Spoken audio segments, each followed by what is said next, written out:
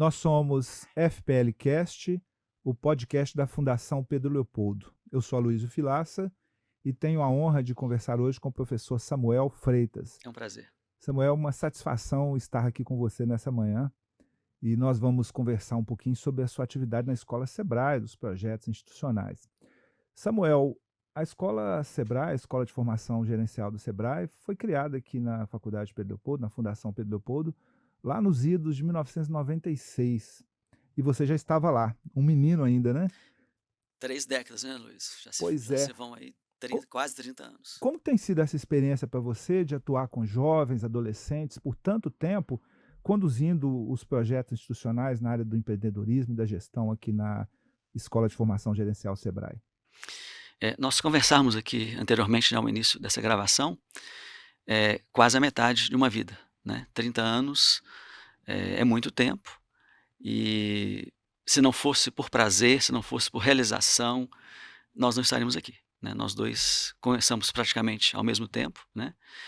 E eu cresci muito aqui dentro, né? Tem sido um ambiente desafiador, nós passamos por muitas mudanças, momentos bem diferentes, né?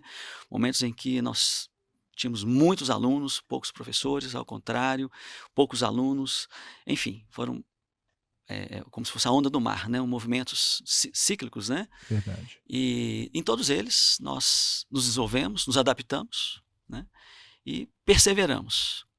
Claro que muitos colegas estiveram conosco, alguns nos deixaram, obviamente, por outros projetos, né? Mas dessa geração, eu creio que ficaram mais ou menos umas 5 pessoas, né? E o que te faz permanecer? Porque deve ter muito desafio também, né? Lidar com jovem, com adolescente, não sei se você leva isso com facilidade, deve levar. Como é que tem sido esse desafio da convivência com os jovens? É algo desafiante ou é algo prazeroso? Vamos lá. Comentei com você que a minha primeira aula, né, formal, foi assim, de susto, né? A nossa diretora, dona Zélia, ela me convidou assim num momento, Samuel, vem aqui, eu preciso conversar com você. E nessa conversa olha, assim que terminou a conversa, ela me chamou, então vem cá, agora você tem 15 minutos para dar uma aula para a gente. Eu nunca tinha dado uma aula formal como essa. Mas eu já trabalhava na comunidade evangélica que eu frequentava, né, com adolescentes, né? Eu na verdade, era professor de adolescentes e era o diretor da escola, chama Escola Dominical, né? E fazia aquilo com muito empenho, com muito prazer, com muito gosto. E quando eu comecei a fazer com outros alunos, com turmas maiores, com a sala cheia, eu vi que era realmente o que me dava prazer e que eu gostava. E depois fui pensar sobre isso. E o que mais me encanta nisso, Aloysio, é ver a transformação dessas pessoas, né? Sem dúvida. A gente passa 3 anos com essas pessoas, né? E no nosso caso até mais, porque a gente deu aula para alunos no Sebrae, depois demos aula para esses mesmos alunos na graduação, depois na pós-graduação e, em alguns casos, até no mestrado. Então nós vamos encontrando com essas pessoas e vimos o quanto, de alguma forma, uma sementinha que foi plantada, ela frutificou mais adiante. A minha impressão é que a gente fica até mais jovem. Né? Eu, por exemplo, estou te vendo, não mudou nada desde esse início, né? Bondade sua. Não, mas eu estou falando sinceramente, você mudou muito pouco, né? Eu tenho a impressão que esse convívio com os jovens e os jovens da Escola de Formação Gerencial Sebrae, eles são muito atuantes, eles são muito qualificados, é uma convivência muito boa. Muito boa. E eu queria te fazer também uma pergunta, Samuel. Ao longo desse período de já quase 30 anos, você tem conduzido os projetos estruturantes da Escola Sebrae na área técnica, na formação em administração. Conta para nós, por favor, que projetos são esses? Quais os principais projetos da área técnica da Escola Sebrae? Ok. Nós chamamos eles de projetos estruturantes, né? A proposta inicial do curso é de que todas as matérias, as disciplinas, os conteúdos, as competências que são desenvolvidas, elas de alguma forma corroborem com esses projetos e, obviamente, na mão dupla, esses projetos também corroborem com as outras disciplinas. Então, no primeiro ano, nós temos o projeto tutoria, onde o aluno ele tem a responsabilidade de escolher um profissional de mercado, né? Um empreendedor, uma empreendedora, uma empresária, um empresário, e esse empresário vai acompanhá-lo durante o ano com encontros, e nesses encontros eles conversam sobre assuntos empresariais e também assuntos, digamos assim, que envolvam não só a empresa, mas a vida dele enquanto profissional. Eu tenho uma dúvida a respeito do tutoria. Existe Existe participação efetiva desses empresários? Eles recebem bem essa ideia? Existe sinergia, tem uma troca entre os alunos e empresários? O mercado aqui de Pedro Leopoldo aceitou bem esse projeto? Sim.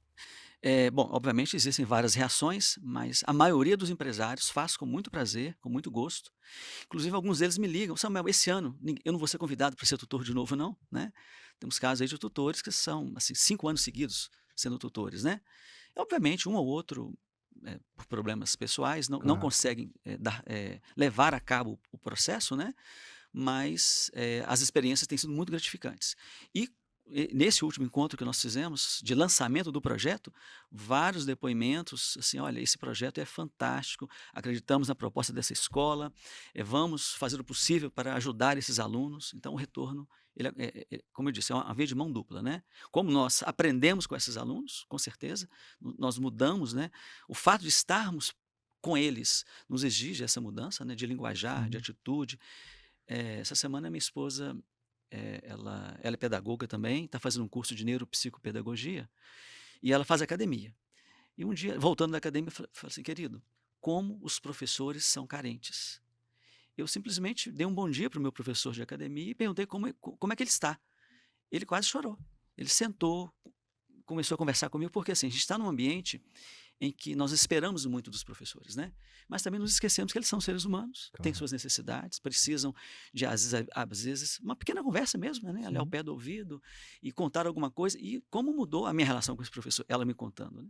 E assim é com a gente também, né? Esses tutores, com certeza, são transformados também com E esses você alunos. falava do tutoria, eu te interrompi. Tem outros projetos Sim, estruturantes? aí nós temos a empresa simulada no segundo ano e o vitrine no terceiro. A empresa simulada, como o próprio nome já diz, né, é um ambiente que é criado para que o aluno desenvolva um negócio, é uma equipe, na verdade. Sim. Nós temos uma plataforma de ensino que dá suporte a essa simulação, e ali todos os processos, ou a maioria dos processos empresariais, são reproduzidos. Emissão de nota fiscal, reunião gerencial, a própria venda, né, desenvolvimento de fornecedores, compra e venda. Então, é, é um processo gerencial presencial, onde o aluno, a partir da nossa escola, se comunica com outras escolas, com outros ambientes, fazendo negócios virtuais, né? E no terceiro ano, o aluno desenvolve um projeto de empresa, que é o projeto Vitrine. Ele precisa de buscar uma oportunidade real de mercado, faz uma pesquisa e desenvolve um plano de negócio em cima disso. Eu queria te fazer 2 perguntas. Uma é primeiro sobre o projeto Empresa Simulada. A atuação dos alunos, né, a escola é uma escola de horário integral, de tempo integral, e que tem formação técnica e Uhum. tem também o ensino médio. Os alunos se dão bem nesse processo de fazer a formação do ensino médio e, paralelamente, simultaneamente, a questão da gestão da própria empresa, né, no caso da empresa simulada, isso funciona bem na prática? Sim, funciona assim. Inicialmente, o aluno tem um choque, porque ele chega com uma prática, uma experiência de estudar apenas na escola, meio horário, né? E aqui, como é tempo integral, ele tem que se adaptar. Então, ele passa por esse momento de adaptação. Mas quando ele entende e organiza a sua vida para isso, ele começa a aproveitar melhor a escola, né? E nós dizemos que aqui nós aprendemos fazendo, né? Dos pilares do aprendizado é o Certo. aprender fazer. Ao fazer, você desenvolve competências e habilidades. E esses projetos, digamos assim, está no centro desta estratégia pedagógica, né? Porque o aluno põe a mão na massa. Então, ao buscar uma oportunidade real de mercado, ele então desenvolve habilidades que talvez em sala de aula nós não conseguiríamos desenvolvê-lo. Ele enfrenta situações nas quais ele precisa se posicionar, e se ele não tem aquela habilidade, ele vai desenvolver, né? Houve um Sim. caso muito simples: os alunos foram fazer uma pesquisa num shopping e nos ligaram de lá um pouco desesperados, porque foram expulsos do shopping pelo segurança do shopping, porque não era permitido naquele momento. Sim. Não foi por falta de aviso. Olha, se vocês vão um ambiente diferente, é preciso mandar uma carta, uma solicitação, né? E eles não deram ouvidos a isso. E, obviamente, a partir dali, toda visita técnica, toda entrevista fora da escola, eles buscavam orientação. Olha, precisamos solicitar autorização para estarmos lá, precisamos de autorização da escola ou dos pais para estarmos lá. Ou seja, a vida também ensina, né? Sim, E a claro. escola, a proposta é essa, é vivencial, né? E em relação ao projeto Vitrine, queria que você detalhasse um pouco. Como é que o projeto funciona, quais são as etapas dele e que áreas de atuação, que habilidades o aluno recebe ao lidar com o projeto Vitrine? Como é que funciona o projeto? Bom, a primeira etapa do Vitrine é a formação de equipes. E aí já, obviamente, já é um excelente ambiente para se desenvolver habilidades. Trabalhar em equipe não é fácil, a maioria dos alunos não gosta de trabalhar em equipe, né? Acham que o desempenho individual é melhor, mas com certeza não, né? O resultado do conjunto, geralmente, ele sobrepõe ao resultado individual. Então, no próprio processo de formação das equipes, os alunos já começam a desenvolver essas habilidades. Formamos as equipes, eles precisam então fazer uma pesquisa preliminar para identificar alguma oportunidade de negócio. Tem uma frase aparentemente estranha, mas eu vou dizer ela aqui. A frase é a seguinte: atrás de toda má notícia tem sempre um bom negócio. Se a gente for pensar, né, notícias tristes, né, falecimento de alguém, um tsunami, a destruição de uma cidade, realmente é triste, né? Recursos se perdem, vidas se perdem, mas a vida continua. Então, para que você retome o processo natural da vida, as estradas têm que ser reconstruídas. Os hospitais precisam ser reconstruídos, né? As famílias precisam de um certo conforto no momento de luto. E as empresas também estão aí para isso, né? Então, se você imaginar que eu só vou desenvolver negócios com, digamos assim, no sentido de coisas boas, alegres, não faz muito sentido. Sim. E a humanidade tem necessidades, tem desejos, também são fontes importantes de oportunidades. Então a gente começa a abrir a cabeça do aluno para que ele pense também nessas possibilidades, não pense apenas de forma linear, né? Escolheu a oportunidade, nós vamos para a terceira fase, que é a fase de pesquisa de mercado. Um prato cheio também para desenvolver muitas habilidades. Então há um planejamento anterior, há um projeto de pesquisa de mercado, mercado consumidor, mercado concorrente, mercado fornecedor. E o aluno faz pesquisas na internet, faz pesquisas na rua, ele visita empresas. Então, é um ambiente muito rico para ele aplicar as competências que ele já tem e, obviamente, desenvolver novas habilidades. Próxima fase, com essas informações, ele gera um relatório de pesquisa e começa a escrever o plano de negócio, que é o projeto propriamente dito, né? E o plano de negócio tem várias etapas, né? Tem o sumário executivo, o plano mercadológico, o plano técnico-operacional, o plano de valores humanos ou recursos humanos, né? O Sim. plano financeiro, plano jurídico, socioambiental, tudo isso voltado para uma ideia de negócio.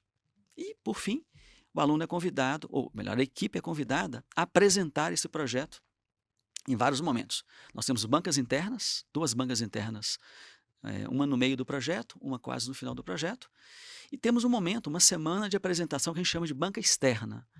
As equipes são convidadas a apresentar esses projetos para a comunidade, para pais, ex-alunos. Já apresentamos no aeroporto, já apresentamos aqui na prefeitura, já apresentamos na Casa da Cultura, em outras escolas.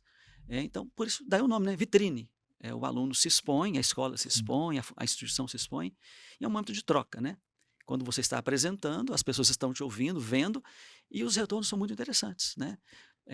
Sugestões de melhoria, aplausos, ou não, isso não é viável, e tudo isso nos faz pensar e repensar, enquanto alunos, enquanto professores, enquanto escola, né? Me conta uma coisa, quando o aluno desenvolve o projeto Vitrine, ele deve adquirir muitas habilidades, né, porque você já falou em apresentação do projeto, oratória, persuasão. Eu queria que você falasse que áreas do projeto o aluno desenvolve quando está nesse processo de construção desse plano de negócio. Que áreas que você destacaria, que você acredita que tem mais desenvolvimento das habilidades dos alunos? Entendi. Olha, embora seja um projeto extremamente técnico, eu creio que a área humana, ela não, embora não seja o foco, né, mas ela acaba se destacando. Nós falamos no início que o aluno passa conosco 3 anos, ele vai se transformando ao longo desse período. Mas especificamente no projeto Vitrine, a gente vê claramente o aluno, ele de uma forma, se comportando de uma forma no início do projeto e se comportando de uma forma completamente diferente ao final do projeto. Amadurecimento, profissionalismo, um olhar mais humano, né? Obviamente toda equipe tem problemas, né? E eu uso uma expressão assim com eles, né? "Ó, gente, olha, vai ser humano com choro e ranger de dentes, né? Mas por quê? Porque há ali um embate, há ali um embate de desejos, de interesses, de momentos. A individualidade ela aflora às vezes em alguns momentos é preciso de dar um passo atrás. Há intervenção da coordenação pedagógica, de outros professores, os próprios pais, né? Nós enquanto escola incentivamos muito a presença dos pais conosco, mas às vezes não somos muito bem atendidos. No Vitrine não tem jeito. Se os pais, se a família não se envolver, o projeto ele perde, né? Ele vai acontecer, mas ele não acontece como ele deveria acontecer. Então eu destaco isso, que o desenvolvimento de habilidades e competências humanas tem ali o seu lugar, né? E Hum. no que diz respeito às competências de natureza técnica, ele cuida do plano financeiro, do aspecto jurídico, responsabilidade social, do que se aborda? Na verdade, é uma junção, né. Por exemplo, uma habilidade humana que se desenvolve é a liderança, mas não simplesmente a liderança de mandar fazer. A liderança de ser exemplo, a liderança de facilitar o processo, a liderança de estar ao lado para atingir um objetivo. E quando você, se coloca nessa postura, a parte técnica ela vem complementando, né. Então nós temos, por exemplo, a questão mercadológica. Então entender os vários níveis de mercado. Eu citei aqui o mercado consumidor, o mercado fornecedor e o mercado concorrente. Então, isso requer conhecimento técnico, mas também requer habilidades e competências para entender o que é o mercado, né, e como aproveitar o mercado. Sim, Na parte jurídica, você é advogado, né? O aluno ele é levado a entender que a empresa ela passa a existir, obviamente, enquanto pessoa jurídica, e ela passa a ter responsabilidades, ela passa a ter compromissos com a sociedade. E não apenas questões, digamos assim, legais especificamente, mas de ir além, né. Então a lei, digamos, estabelece ali um padrão, né. Nós fizemos uma visita técnica numa empresa aqui em Vespasiano, ela nem está mais aqui, e eles nos dizendo que: "Olha, a lei brasileira, ela nos permite emitir até X, partículas", tem uma medida especificamente lá, mas partículas que ficam suspensas no ar, né. Mas a legislação brasileira, para nós, ela é muito pouca. Nós vamos adotar a legislação europeia, que nos permite menos. Então o nosso padrão aqui ele é de qualidade, né, ambiental, ele é mais rigoroso. Então percebemos na fala daquele profissional ali, que não é apenas um cumprimento de uma legislação, que se fosse isso, né, sim. ganhar dinheiro, porque cumprir legislação ambiental envolve investimento. Então se fosse apenas uma visão de lucro, de retorno, ué, vamos ficar com a legislação brasileira. Não, vamos fazer algo que digamos assim, a comunidade vai se beneficiar com isso. Nós, enquanto seres humanos, vamos ser beneficiados com isso. Então, veja bem, o técnico, a questão legal, sendo associada com a questão humana. Então, Sim. a todo momento não, né? Em várias disciplinas, também nós levamos o aluno a refletir sobre essas questões.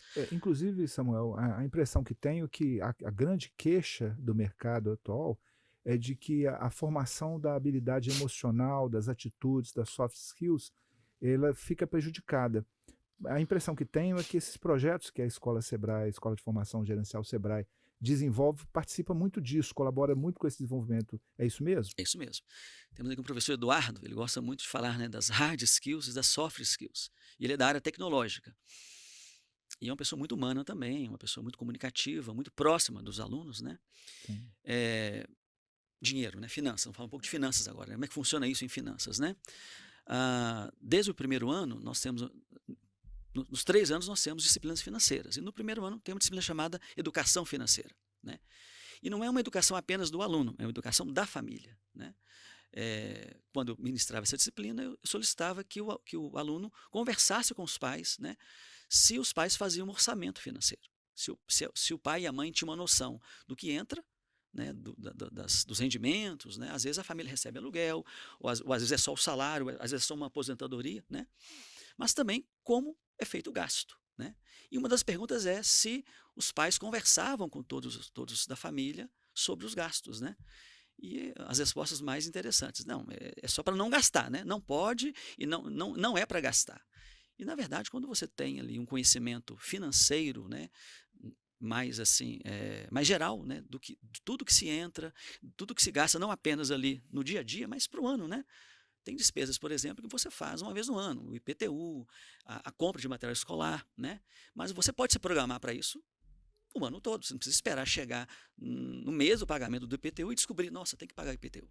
Então, você percebe que são questões técnicas, habilidades técnicas, conhecimentos técnicos, financeiros, mas que têm que ser aplicados no dia a dia. Tem um termo para isso que é tem a interdisciplinaridade e a disciplinaridade. disciplinaridade. Que é isso, né? Dar sentido ao conhecimento, ao conteúdo técnico ou humano para aplicações da vida. Levar isso para a vida. E Samuel, você, eu arriscaria dizer que em Pedro Leopoldo é uma das pessoas que mais se qualificou no que diz respeito a empreendedorismo. Você tem, no mínimo, que eu tenho conhecimento, 30 anos de atuação diária Verdade. sobre esse assunto. E eu tenho a impressão também de que as mudanças que o mercado vem sofrendo, que a nossa vida tem sofrendo, tem apontado o empreendedorismo como uma alternativa muito significativa para os jovens. E você lidando com isso, lidando com jovens e com empreendedorismo, e lidando inclusive com o estudo do empreendedorismo, você acredita que esse modelo é o modelo que está à disposição dos jovens no momento? E se você concorda com isso, qual o papel desse tipo de formação que a nossa escola gerencial oferece para os alunos neste cenário? Bom, vamos lá. Como você disse, nós já fazemos isso há quase 30 anos, né? E há coisa de mais ou menos 3 anos atrás, o governo abraçou essa ideia, né? A gente chama de conteúdos transversais, não é isso? Transversais.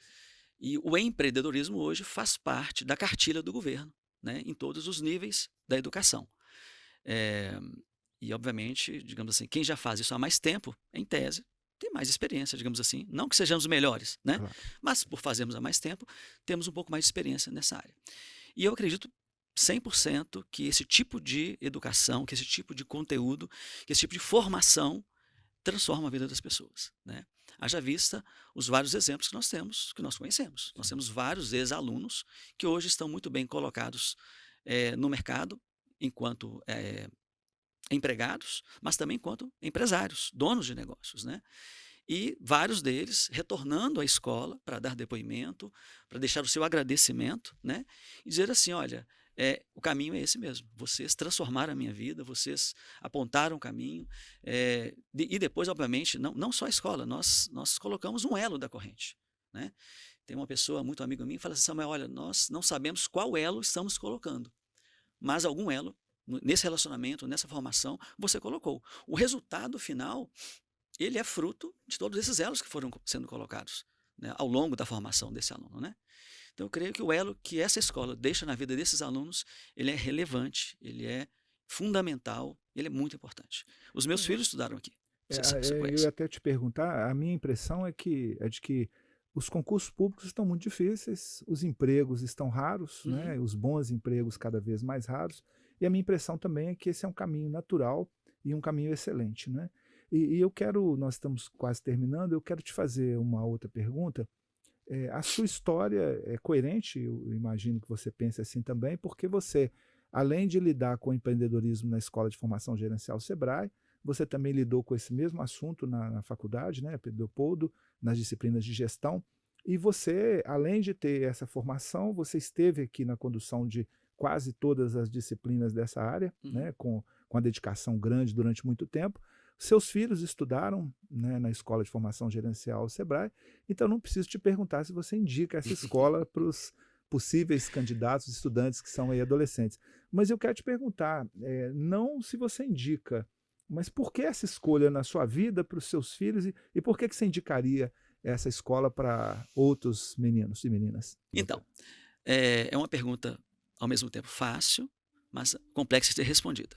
Nós estudamos em escolas públicas e soubemos, eu pelo menos acredito nisso, extrair daquele momento ali o que de melhor a escola pública tinha a oferecer, né? Nós também nos transformamos ali dentro, deixamos nossa marca ali e fomos marcados ali. E eu tinha na minha mente que os meus filhos não estudariam em escola particular, eles também fariam o caminho que eu fiz, né? E durante um tempo eles estudaram em escolas públicas. Mas depois que eu já conheci por dentro a escola particular, trabalhando aqui dentro e vendo a seriedade da proposta, eu não tive receio nenhum, medo nenhum de trazer meus filhos para aqui, né? Outro fator também que me fez trazê-los para aqui foi que a minha família sempre foi muito empreendedora. Meu pai foi um homem muito empreendedor, fez de tudo na vida, né? Motorista, coveiro, e se tornou empresário, né? E começou, ele tinha um sócio, depois ele abriu mão dessa sociedade e foi empreender sozinho. E eu aprendi a ser empreendedor também muito com meu pai. Então, eu vejo o meu pai como um exemplo para mim, como um modelo de vida, e creio que os meus filhos também me viam dessa forma, né? Então, de certa forma, seria até incoerente eu também não recomendar que os meus filhos aproveitassem esse ambiente, né? Então, esses dois motivos aí me fizeram trazê-los para aqui, né? E não me arrependo. Foram 3 anos aqui transformadores para eles, né? Eles cresceram aqui dentro, adquiriram competências, habilidades técnicas, mas também se transformaram enquanto seres humanos, né? A convivência com os colegas, a convivência com professores, a própria proposta da instituição, né? Uma instituição com mais de 50 anos, 50 e Quase 60, 60 anos já, né, de existência, com valores e princípios muito bem fundamentados e que se esforça para que esses valores, digamos assim, sejam abraçados por quem passa aqui, sejam alunos, sejam professores, sejam colaboradores. Então, eu acredito piamente na proposta da instituição, na proposta da escola de formação gerencial, né? Sim, E os professores são muito bem qualificados, né, Luiz? é verdade. Eles são convidados para atuarem de forma integrada e obviamente, eles também, nós falamos sobre isso aqui também, né? A primeira pergunta que você me fez foi essa, né? Eu me mantenho jovem por estar aqui, né? Eu tenho que me adaptar, me reinventar todo ano, né? Todo dia, Todo né? dia, Todo né? dia, todo dia. Todo dia uma novidade. Do contrário, a gente vai ficando obsoleto, né? É Não que a gente tenha que verdade. acompanhar. Você me permite um parênteses Claro, aqui? à vontade. A tecnologia, ela é um bem, eu não tenho nenhuma dúvida, ela transforma a nossa vida, ela nos facilita muitas coisas, né? Mas ela também pode nos escravizar, né? Tem um episódio interessante, eu estava aplicando uma prova e cismei, gente, para a prova aí. Todo mundo tira os celulares aí do bolso, põe tudo aqui na mesa. Aí enchei minha mesa com os celulares todos, né? Do jeito que está aí, tá, gente? Isso no meio da prova. Podem continuar a fazer a prova. Os celulares começaram a tremer, foi um tal de pipipi e tocar, e achei aquilo interessante, né? E perguntei para os alunos, como é que vocês conseguem fazer prova com o celular vibrando no bolso, tocando a todo momento, né? E não teve mais prova, né? A prova acabou ali, e depois eu apliquei a prova novamente, mas eu queria que os alunos refletissem um pouco sobre isso, né? O quanto que nós nos tornamos escravos de algumas coisas. Eu peguei a tecnologia como exemplo, mas podia ser qualquer coisa. Sim. O lazer, por exemplo, né? Muitos entram de cabeça no lazer e é só lazer, e é só lazer, e esquece que a vida é um conjunto de coisas. Você me disse aqui que haviam 4 caminhos, pelo menos, né, para o homem se tornar homem, né? O caminho da arte. Da arte, da ciência, da filosofia, da espiritualidade.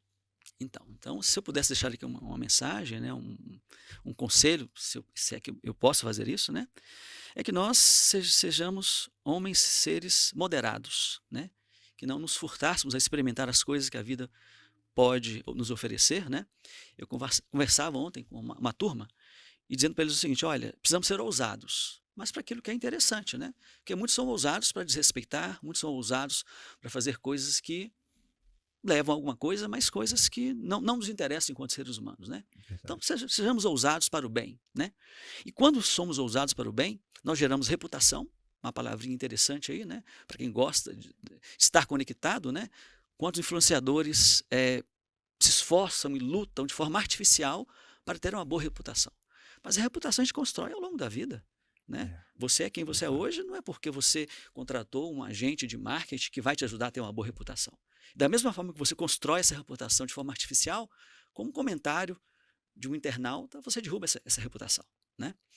A outra palavrinha bacana que a gente vem aprendendo a conviver com ela é o engajamento. Reputação gera engajamento. O que é o engajamento? É o quanto as pessoas, é o joinha, é o like que você recebe, né, por gerar conteúdo, por apresentar algo para a comunidade, e isso, de certa forma, gera likes.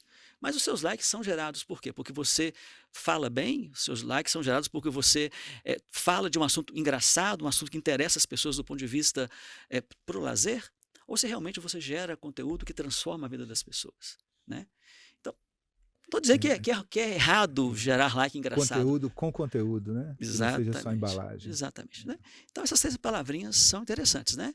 A reputação, né? O quanto você construiu e que tipo de reputação você tem, o quão enganjado você é, né? Você é lembrado, por exemplo, os alunos, né? Gente, vamos fazer trabalho em grupo. Você é aquele aluno em que a pessoa pega laço para fazer parte do seu grupo, ou você é aquela pessoa que é rejeitada na sala, né? Pense sobre isso. Isso na vida também, né? Claro, Na claro. vida, há uma necessidade na família, você é aquele que é lembrado para ajudar, ou as pessoas nem lembram de você, né? E Verdade. a ousadia. Sem ousadia, a gente não sai do lugar, a gente não se movimenta, a gente não se permite fazer coisas novas, né? Se reinventar diariamente, como você acabou de dizer. Pois é, né? Samuel, um prazer conversar com Ó, já estamos você. encerrando? Teremos outras oportunidades, né? Mas acho que as pessoas não nos aguentariam por muito tempo. Eu te agradeço Que muito, é viu? isso? Foi um prazer Eu também e digo. espero que a Foi um gente prazer. volte a conversar sobre outros assuntos aí da vida. Joia. Nós somos FPLcast, o podcast da Fundação Pedro Leopoldo. Eu sou Luiz Vilaça e tive a oportunidade, o prazer e a satisfação de conversar com o professor Samuel Freitas, um amigo, um colega de muito tempo, né, Samuel? E vai ser sempre muito bom reencontrá-lo e conversar com você. Muito obrigado. Ok, eu que agradeço a oportunidade de estar aqui e me coloco à disposição. Quando precisar, só chamar. Combinado.